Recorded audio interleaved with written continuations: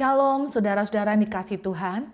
Belakangan ini saya mengamati banyak sekali video-video khotbah yang sedang diincar oleh anak-anak Tuhan itu yang sifatnya nubuatan atau berbau ramalan apa yang akan terjadi 5 tahun ke depan, bahkan kalau bisa 20 tahun ke depan. Kenapa hal ini, kecenderungan seperti ini bisa muncul? Karena kita dalam tekanan kondisi. Banyak yang mempertanyakan sampai kapan COVID ini akan selesai. Dari tahun lalu pertanyaan yang sama selalu berulang-ulang ditanyakan orang, kapan badai ini selesai? Dan sampai kapan kita itu harus berputar-putar di padang gurun seperti ini. Saya terinspirasi dengan seorang hamba Tuhan yang pernah berkata begini, kamu pengen tahu mencari kehendak Tuhan untuk kamu. Kamu ingin mengerti apa yang Tuhan mau kamu lakukan. Nah, menariknya dia berkata begini, kalau kamu pengen tahu kehendak Tuhan, maka carilah kehendak Tuhan dalam beberapa menit ke depan. Maksud yang dia ingin sampaikan ke kita adalah begini, kadang-kadang kita tuh terlalu fokus mencari kehendak Tuhan sampai jauh ke depan. Seringkali kehendak Tuhan itu dalam bentuk yang sederhana, mengenai hal-hal yang sederhana, yang apa yang harus kita lakukan beberapa menit kemudian, beberapa waktu kemudian. Saya untuk memperjelas ini ingin mengungkapkan pada saudara satu cerita di Alkitab, di mana kita akan melihat bagaimana cara Tuhan itu menuntun. Nah, banyak orang selalu bertanya, saya harus memulai dari mana? Saya harus melakukan apa? Mudah-mudahan dari kisah ini bisa memberikan inspirasi buat kita semua, terlebih di masa-masa pandemik seperti ini, apa yang harus kita lakukan sehingga kita itu masuk di dalam kehendak Tuhan, sehingga kita itu mencapai apa yang Tuhan inginkan. Saya mengajak kita membuka di dalam 1 Samuel, pasal yang ke-9, kita akan melihat beberapa ayat secara berlompat. Ayat yang pertama sampai dengan ayat yang ketiga. Ada seorang dari daerah Benyamin, namanya Kish bin Abiel bin Zerot bin Bechorat.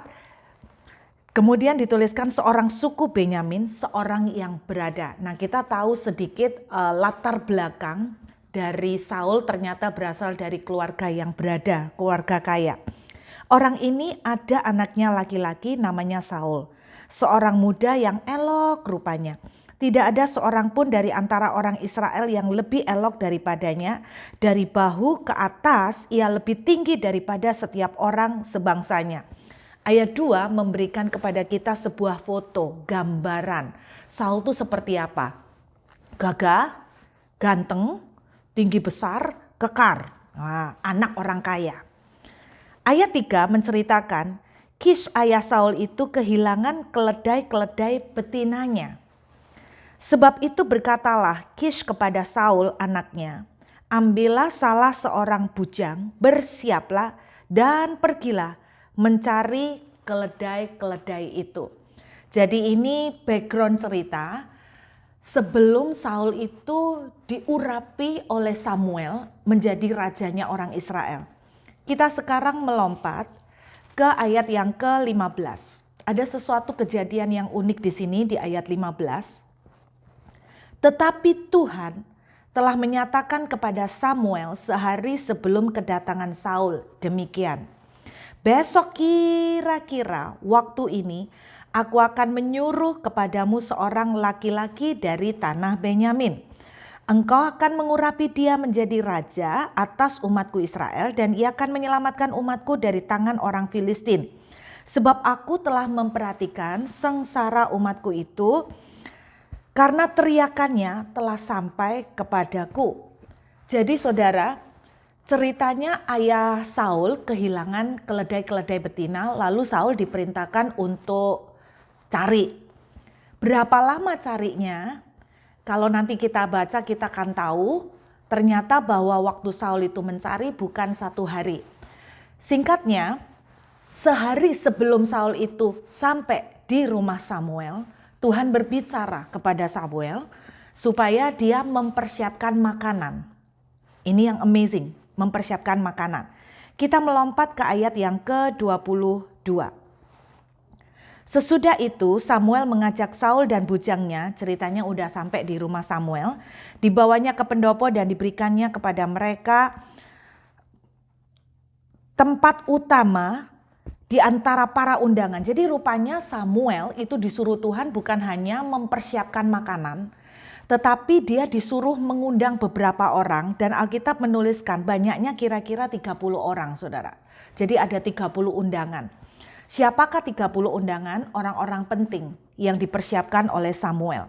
Lalu di ayat 23, berkatalah Samuel kepada juru masak, berikanlah sekarang bagian yang kuberikan kepadamu tadi dengan pesan, simpanlah ini dahulu. Jadi Samuel udah pesen nih sama kokinya, sama juru masaknya, ini makanan-makanan ini siapin, nanti kalau aku pesen kamu keluarin. Makanan apa? Ayat yang ke-24 menceritakan lalu juru masak itu menghidangkan paha dan apa yang termasuk ke situ dan meletakkannya ke depan Saul. Saudara, tidak pernah terbayang, Anda membayangkan Saul, coba kita bayangkan Saul ya.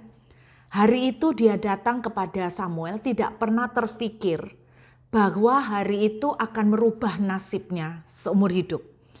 Tidak pernah terbayang dalam pikirannya. Saul itu berkata begini, siapakah aku? Bukankah aku ini dari suku yang paling kecil? Sudah dari suku yang paling kecil, dari kelompok yang paling kecil lagi. Jadi bagaimana mungkin aku dari yang paling kecil, yang tidak masuk hitungan, yang tidak diperhitungkan, yang tidak dikenal orang, aku bisa dipilih oleh Tuhan menjadi raja. Tidak pernah terfikir dalam bayangan Saul bahwa hari itu nasibnya akan berubah. Hari itu peruntungannya akan berubah dari yang suku yang paling kecil yang tidak diperhatikan orang tiba-tiba diangkat Tuhan menjadi raja. Nah, mari saya ceritakan secara ringkas dari summary dari semua cerita ini. Hari itu ayah Saul kehilangan keledai-keledainya. Kemudian dia suruh anaknya yaitu Saul untuk mencari. Dia bilang ambil satu pegawai untuk nemenin kamu cari nih keledai-keledai papa. Dia bilang begitu. Kemudian Alkitab menceritakan saudara di ayat yang keempat sampai ke ayat yang kelima bahwa mereka itu melakukan perjalanan sampai ke 3 state atau mungkin bahasa lain sampai ke 3 provinsi. Perjalanan dari provinsi ke provinsi yang lain bukan pakai mobil saudara, jadi memakan waktu berhari-hari. Sampai Alkitab itu menuliskan bahwa persediaan roti mereka itu sudah hampir habis. Nah, kemudian ketika persediaan roti mereka sudah hampir habis, mereka bisa aja untuk beli lagi. Tetapi Saul berkata begini, saya pikir waktunya kita mending pulang. Kenapa? Karena nanti aku khawatir, jangan-jangan papa itu akan khawatir. Bukan lagi khawatir soal keledainya, tapi khawatir karena kita nggak pulang-pulang. Jadi asumsi yang saya terima bahwa mereka telah menghabiskan waktu berhari-hari untuk mencari keledai. Tidak disebutkan berapa hari persisnya, tapi pasti berhari-hari. Nah, ketika mereka ada di satu daerah, bujangnya bilang begini, wah mumpung udah jauh nih, udah sampai di sini. Dengar-dengar ada seorang pelihat, seorang nabi Tuhan di daerah ini. Nah, itu ceritanya. Ada seorang pelihat, seorang nabi Tuhan di daerah ini, yaitu Samuel. Apakah tidak rugi kalau kita ini sudah jauh-jauh sampai sini, kita tidak mampir aja ke rumahnya dia.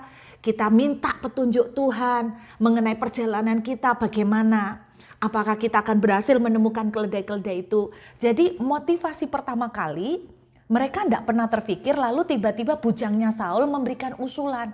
Kita ini udah berhari-hari, udah jauh-jauh sampai di sini. Lah mumpung dengar-dengar kan adanya nabi di sini, yuk kita mampir. Gitu ceritanya. Nah, Saul bilang begini, tapi kalau kita mampir, kita ini loh sudah tidak punya roti. Apalagi yang kita mau bawa untuk kasih hadiah buat nabi itu. Lalu bujangnya bilang gini, aku sih masih punya setengah sikal perak. Dia bilang gitu, masih ada perak. Nah, ini aja udah kita kasih buat dia untuk persembahan. Jadi hari itu secara spontan, ide itu muncul lewat hatinya bujangnya Saul. Kemudian dari ide itulah hari itu mereka datang mampir ke rumah Samuel. Dan pada hari itu masakannya sudah disiapkan. Dari kapan? Alkitab menuliskan sehari sebelumnya. Nah, Anda bisa membayangkan bagaimana cara Tuhan tanpa kita sadari mengatur waktu sedemikian persis dan tepat. Dan ketika Saul datang tiba di rumah Samuel, Samuel tahu dialah yang dipilih oleh Tuhan dari suku Benyamin untuk menjadi raja. Saudara, amazing bahwa sesuatu yang spektakuler, bagaimana seorang dari sebuah suku atau bangsa atau bahkan keluarga yang tidak terkenal, dari sebuah kelompok yang tidak masuk hitungan, hari itu tiba-tiba dipilih oleh Tuhan menjadi raja atas seluruh bangsa Israel. Melalui sebuah kejadian, kalau kita runtun, maka Saul itu kalau misalnya di interview zaman sekarang, saya pikir kalau saya jadi Saul, saya akan berterima kasih kepada siapa, saudara? Kepada keledai-keledai yang hilang. Anda bisa memikirkan dan membayangkan, kalau tidak ada kejadian keledai hilang, tidak akan sampai kepada Saul diurapi menjadi raja. Dari sini kita bisa menangkap satu pelajaran, bahwa sekalipun ada kejadian yang dalam tanda kutip tidak enak, Roma 8 ayat 28 menceritakan Tuhan itu turut bekerja di dalam semuanya buat saudara dan saya yang dicintai Tuhan. Percayalah bahwa ketika hari ini kita sedang dalam kondisi tidak enak, entah karena kita tuh sedang dibatasi kegiatan kita, COVID, dan semua dampak yang dimunculkan, baik itu mengimbas kepada krisis moneter, semuanya tidak enak. Tetapi percayakah saudara bahwa sebuah kejadian yang tidak enak sekalipun, tidak pernah kita munculkan dalam bayangan kita, tetapi Tuhan turut terlibat di dalamnya. Kejadian yang tidak enak bisa ujung-ujungnya mengarah kepada destiny yang Tuhan siapkan buat saudara dan saya. Kejadian yang tidak enak, siapa tahu bahwa ujungnya ternyata adalah penggenapan janji dan panggilan Tuhan buat kita. Siapa tahu bahwa ujungnya adalah sebuah breakthrough yang besar yang mengubah nasib saudara dan saya. Nah, itu yang terjadi. Tidak pernah terfikir di dalam pikiran Saul bahwa ya ampun, gara-gara keledai hilang, aku tuh sampai ke sini. Dan sampai ke sini, aku nasibnya berubah. Itulah satu pelajaran pertama yang Tuhan kasih lihat melalui kisah ini, saudara. Tidak pernah terfikir cuman cerita sederhana seekor keledai yang hilang. Ujungnya sesuatu yang besar. Sekaligus ini memberikan pelajaran kedua buat kita. Pelajaran apa? Seringkali seperti saya bilang, kita itu kepingin tahu apa kehendak Tuhan di masa depan. Apa maunya Tuhan buat saya di waktu ke depan. Banyak kita mempertanyakan sampai kapan ini selesai. Percayalah bahwa keledai hilang berujung pada breakthrough. Amin, saudara. Pelajaran yang kedua yang saya ingin sampaikan adalah begini. Kita tidak perlu bingung dengan kehendak Tuhan 20 tahun ke depan atau 5 tahun ke depan. Seperti halnya Saul, kenapa dia berhasil diurapi menjadi raja? Karena kuncinya di ayat yang ketiga. Ketika di ayat ketiga dituliskan, ayah Saul menyuruh dia untuk cari keledai-keledai yang hilang itu. Ada sesuatu yang menjadi hal yang mengganggu pikiran saya. Saya tuh sempat mikir begini, saudara. Papanya Saul ini kan kaya gitu loh. Terus kemudian ngapain sih? Kalau memang sekaya itu kok bingung dengan urusan keledai-keledai beberapa ekor yang hilang. Ya udah biarin, ikhlasin. Lah wong kaya. Nah, ini yang mengganggu pikiran saya. Terus kemudian hal lain yang juga mengganggu pikiran saya, dia sampai ngebela-ngebelainnya ya untuk mencari keledai-keledai yang hilang. Mbok ya cukup tau bujangnya yang disuruh. Ngapain mesti anaknya juga ikutan? Sebagai catatan, Saul ini anak laki-laki satu-satunya di dalam keluarga. Jadi Anda bayangkan, kalau misalnya cuman keledai namanya orang kaya, ya udah bujangnya aja lah. Kalau memang mau cari bujangnya aja cukup. Ngapain ngerepotin anaknya? Dan Alkitab menceritakan tentang Saul loh di ayat 2. Ganteng, gagah, perkasa. Waduh, masa ganteng gagah perkasa urusannya suruh cari keledai. Itu saya membayangkan. Tetapi hal yang dari ayat yang ketiga ini loh, yang membukakan breakthrough yang besar. Inilah respon yang saya berharap saudara dan saya tiru pada masa-masa seperti ini. Ketika semua keadaan serba tidak enak, saudara, kita mempertanyakan sampai kapan badai ini terjadi dan apa maunya Tuhan, apa yang akan terjadi, apa sih kehendaknya Tuhan kok semua ini diizinkan terjadi. Daripada kita terus mempertanyakan dan kita terus stres dan kita terus berputar-putar di dalam angin puting beliung pertanyaan dan kebingungan. Mari kita belajar seperti Saul. Alkitab menuliskan Saul itu mau loh saudara, mau untuk melangkah cari keledai. Anda pernah membayangkan nggak Bapak Ibu bahwa ketika Saul itu mencari keledai berhari-hari, dia bisa aja stres dan dia bisa aja frustrasi loh. Berhari-hari cari keledai di mana-mana. Nggak ketemu-ketemu saudara. Dari sampai 3 provinsi loh. Saya bisa membayangkan kalau saya jadi Saul, saya bisa ngomel-ngomel, saya bilang begini. Keterlaluan loh ini papa. Mbok ya suruh bujang-bujangnya aku disuruh turun tangan. Ngerepotin beneran.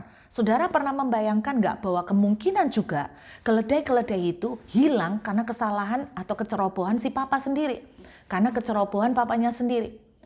Bapak Ibu Saudara yang dikasihi Tuhan, kadang-kadang kita itu dalam tanda kutip seperti terperangkap di dalam sebuah keadaan yang berat. Kita itu seperti terjebak di dalam sebuah keadaan yang tidak enak, yang kita tidak suka. Gara-gara kecerobohan orang lain. Gara-gara kesalahan seseorang yang lain. Saya ingat bagaimana ada seorang istri menginvestasikan sejumlah uang dalam sebuah investasi money game tanpa rundingan dengan suami. Uang tabungan dikuras, dimasukkan ke dalam investasi itu. Alhasil ketika itu hilang, orang yang menanamkan itu dalam arti company itu tiba-tiba tutup dan kemudian orangnya lari. Wanita ini kebingungan. Akhirnya mau tidak mau dia cerita dengan suaminya. Wah, ceritanya suaminya marah besar. Bukan cuma sekedar marah, sampai kecewa dan kepahitan sama istrinya. Bahkan sampai dalam tanda kutip hampir menceraikan istrinya gara-gara ini. Dan suaminya merasa bahwa aku ini jadi susah gara-gara tingkah istriku yang tidak mau rundingan, yang ambil keputusan sendiri. Tapi saya mau bicara pada Bapak Ibu semuanya. Seandainya saudara pun terjebak seperti Saul dalam sebuah keadaan bukan karena kesalahan saudara tapi karena kesalahan orang lain. Saudara kita harus tetap percaya bahwa di dalam hal yang salah pun seperti tadi saya bilang hilangnya keledai-keledai itu. Kalau kita bisa bereaksi seperti Saul, kita akan berujung pada breakthrough. Kita akan melihat ujung yang indah. Akhir story yang luar biasa. Nah, yang amazing dari cerita Saul ini adalah bahwa walaupun dia itu anak orang kaya, anak sematawayang laki-laki, kemudian gagah, ganteng, perkasa yang sebetulnya bukan untuk urusan cari keledai ya, mestinya ya untuk urusan yang keren dikit kayak untuk urusan yang gagah sedikit, masa cari keledai. Itu mah untuk bujang aja udah cukup. Ini loh Bapak Ibu, saya belajar satu wisdom yang Tuhan ajarkan melalui cerita ini, bahwa destiny yang besar yang dialami oleh Saul menjadi raja, seringkali itu dimulai dari kesediaan, kerelaan kita untuk melakukan hal-hal kecil yang sepele, yang kadang-kadang kita berpikir nggak ada hubungannya sama destiny yang besar. Berapa banyak kita tuh mempunyai impian-impian yang besar. Dan seringkali kita itu kepinginnya melakukan sesuatu yang langsung besar, yang langsung viral, yang langsung boom. Tetapi kisah ini mengajarkan ke kita bahwa tanpa kita sadari seringkali destiny yang besar itu dimulai dari sesuatu yang sepele. Nah, kita ini seringkali menghina yang sepele, kita ini sering meremehkan yang sepele, bahkan kita ini tidak suka dengan yang sepele. Tetapi Saul mempunyai satu sikap rela. Walaupun menurut dia kerjaan untuk cari keledai itu dalam tanda kutip nggak matching ya dengan dia punya kegagahan. Tetapi dia itu rela dengan ikhlas untuk melakukannya dengan sungguh-sungguh, dengan setia. Kemudian dia mengalir aja dari situ, mengalir. Tuhan kemudian menaruh inisiatif di hati bujangnya. Inisiatif untuk ketemu dengan Samuel. Sebetulnya tujuannya untuk mencari pimpinan Tuhan, cari keledai, mengenai keledai. Ternyata ujungnya berakhir jauh lebih daripada apa yang diharapkan. Ini loh yang saya ingat bahwa firman Tuhan itu mengatakan bagi Tuhan yang dapat mengerjakan, melakukan jauh lebih dari apa yang kita doakan. Saudara, kita punya visi dan mimpi yang besar tuh harus karena kita punya Tuhan El Shaddai yang maha besar. Tetapi seringkali kita mencari kehendak Tuhan yang langsung gede-gede. Apa kehendak Tuhan di 20 tahun ke depan dengan kondisi seperti ini, sampai kapan badai akan terjadi? Padahal kita bisa memulai dari hal-hal sepele yang bisa kita kerjakan. Mohon maaf kalau misalnya saudara dengan PPKM dan sebagainya semuanya serba di lockdown. Ketika saudara bertanya sampai kapan badai ini terjadi, daripada bingung terus sampai kapan badai ini terjadi, sampai kapan seperti ini, apa yang nasib saya nanti ke depan, bagaimana nasib keluarga saya. Daripada seperti itu, apa kegiatan atau hal sepele yang ada di hadapan saudara, yang saudara bisa lakukan. Bahkan saudara berpikir, nggak ada koneksinya sama mimpi saya, Bu. Nggak ada hubungannya sama visi saya. Saudara, kalau apa yang ada di tangan saudara, itu yang saudara bisa lakukan. Mari kita punya sikap seperti Saul, rela dengan ikhlas mengerjakan itu dengan sebaik-baiknya. Dengan sebaik-baiknya, dengan rajin, seperti untuk Tuhan. Itulah kata firman. Lakukan segala sesuatu seperti untuk Tuhan. Setia dengan yang kecil. Lakukan seperti untuk Tuhan. Engkau akan dipercayai hal yang besar. Ketika saudara dengan rajin, rutin ya, membosankan, tidak ada titik terang, terus begini, dicari-cari di 3 provinsi, nggak ketemu juga. Anda tidak akan pernah tahu. Di tengah perjalanan, Tuhan menaruh sesuatu di hati seseorang. Entah itu seorang bos yang akan memberikan saudara kepercayaan besar. Entah itu seorang pengusaha yang akan memberikan saudara jalan. Entah itu seseorang yang akan dipakai Tuhan untuk membawa saudara ke sebuah perjalanan yang lebih besar untuk mengangkat saudara. Tetapi semuanya dimulai dari sesuatu yang sepele. Yang remeh, yang kita buang, yang kita anggap nggak ada hubungannya. Kalau hari ini sesuatu yang sepele, itu cuman cuci pakaian, karena nggak bisa ngapa-ngapain, masak, lakukanlah dengan ikhlas seperti untuk Tuhan. Anda memasak, saya punya seorang teman, gara-gara kena lockdown jadi kreatif ya, sering bikin roti. Saudara, Anda tidak akan pernah tahu ketika dia bikin roti, dia mulai buka PO. Mungkin yang pesan juga nggak banyak karena semua pada bikin roti sendiri-sendiri, semua masak sendiri di rumah. Kalau itu yang bisa saudara dan saya lakukan, mari kita lakukan.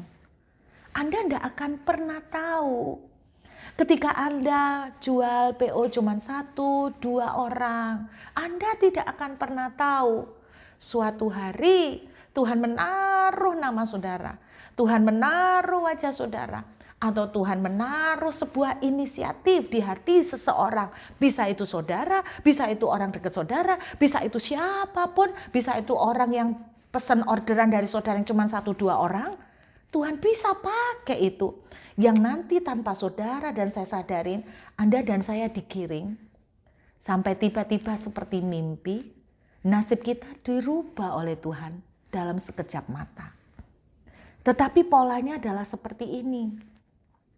Kalau saudara berkata, Tuhan berbicara, saya akan diberkati, pekerjaan saya akan menjadi besar.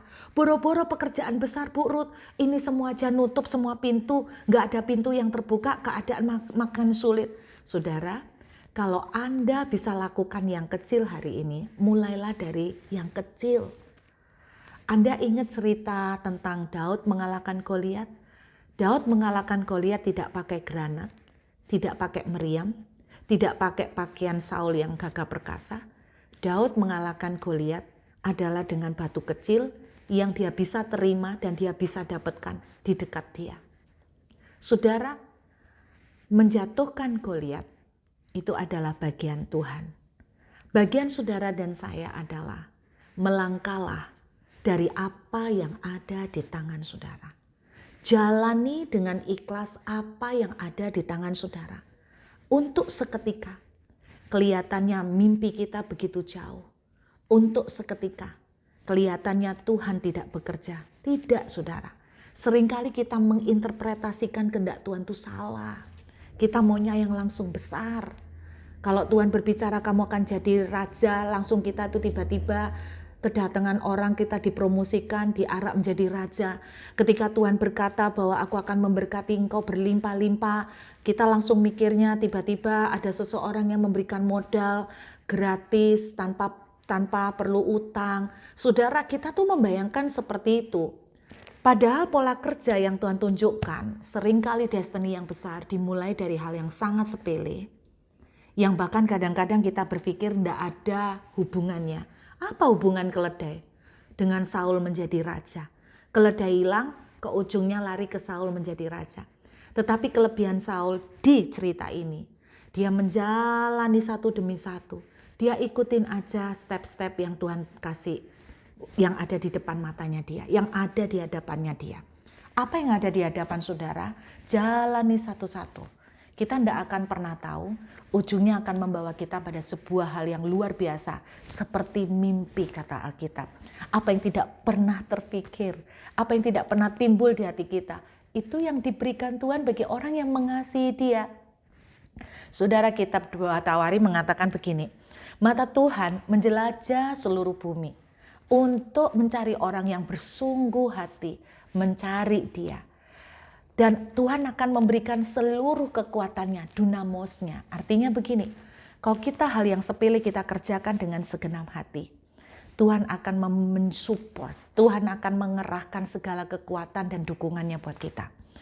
Saudara dan saya tidak akan pernah bisa memikirkan. Kelihatannya Tuhan tidak melakukan apa-apa, tetapi sebetulnya tangan Tuhan sedang mengatur dan menenun, sedang merangkai story-nya ini loh nak, ujungnya ke sini. Coba kalau Saul nggak mau cari keledainya, dia nggak akan pernah ketemu dengan Samuel.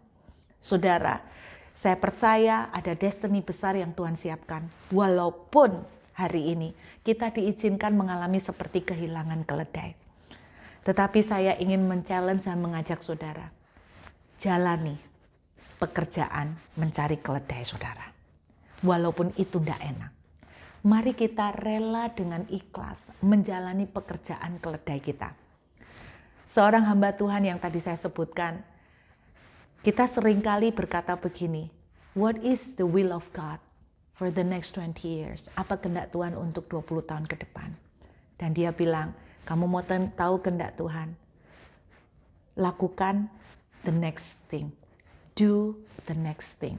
Lakukan hal yang selanjutnya yang kamu bisa kerjakan. Kalau Tuhan itu bisa ngobrol dengan saudara dan saya, mungkin Tuhan itu mau bilang begini sama kita. Aduh nak, kamu itu loh bingung aja mempertanyakan sampai kapan COVID ini selesai. Nanti gimana setelah COVID ini, apa rapture ya? Apakah ini sudah rapture? Apakah kita masuk masa aniaya? Apakah antikris akan datang? Apakah tribulasi sedang terjadi? Saudara, kalau Tuhan itu bisa ngobrol dengan secara fisik dengan kita, Tuhan tuh ngomong gini, kamu tuh lo bingung itu ay. Padahal kalau kamu tuh ngelakukan yang simple yang aku sekarang udah kasih ke kamu di tanganmu itu kamu lakukan. Kamu tuh lo sudah mulai menyicil. Istilahnya kamu tuh sudah mulai menjalani perjalanan yang aku rangkai buat kamu tuh lo. Untuk sampai kepada kehendakku. Nah selama kita ngomel terus bertanya terus, kenapa ya, kok begini ya, kok putar-putar begini, sampai kapan ya, apakah begini, apakah rapture akan datang, apakah Tuhan akan datang, apakah antikris sudah terjadi. Saudara, kita bingung, sementara kita bingung, kita tidak melakukan apa-apa. Padahal kalau saja kita udah ada di depan harus mencari keledai, kita jalankan, perjalanan kita mungkin udah separuh gitu loh. Jadi saudara, saya ingin mengajak saudara-saudara semua hari ini, mulai apa yang ada di tangan saudara. Lakukan dengan ikhlas, dengan setia, dengan segenap hati, dengan sukacita seperti untuk Tuhan. Ingat saudara, bagian Tuhan adalah merobohkan Goliat dan mengangkat Daud menjadi raja. Bagian Tuhan juga mempersiapkan Samuel. Tuhan berbicara, menaruh nama Saul di hati Samuel. Samuel mempersiapkan orang-orang yang datang tuh siapa? Tua-tuanya Israel. Jadi tepat waktu Saul dipromosikan langsung di depan 30 orang. Itu yang akan Tuhan lakukan. Mulailah dengan apa yang ada di tangan. Berhenti terus bingung, berhenti terus mencari yang jauh-jauh. Apa yang ada di depan saudara. Start dari situ. Itulah kehendak Tuhan buat kita. Dan izinkan Tuhan akan merangkai dan menggiring saudara dan saya. Sampai pada akhirnya kita mencapai destiny yang Tuhan siapkan. Mari kita berdoa sejenak. Tuhan, kami mengucap syukur buat hari ini. Biar kebenaran firman-Mu boleh menjadi rema bagi kami. Kami melakukan apa yang ada di tangan kami. Walaupun sederhana, walaupun kelihatannya sepele dan tidak ada hubungan. Tapi kami percaya Tuhan, Engkau akan merancang semuanya secara indah. Engkau turut campur dalam segala perkara untuk mendatangkan hal yang baik, yang luar biasa buat kami semua. Terima kasih Bapa. Kami ucap syukur di dalam nama Tuhan Yesus kami berdoa. Amin. Tuhan memberkati.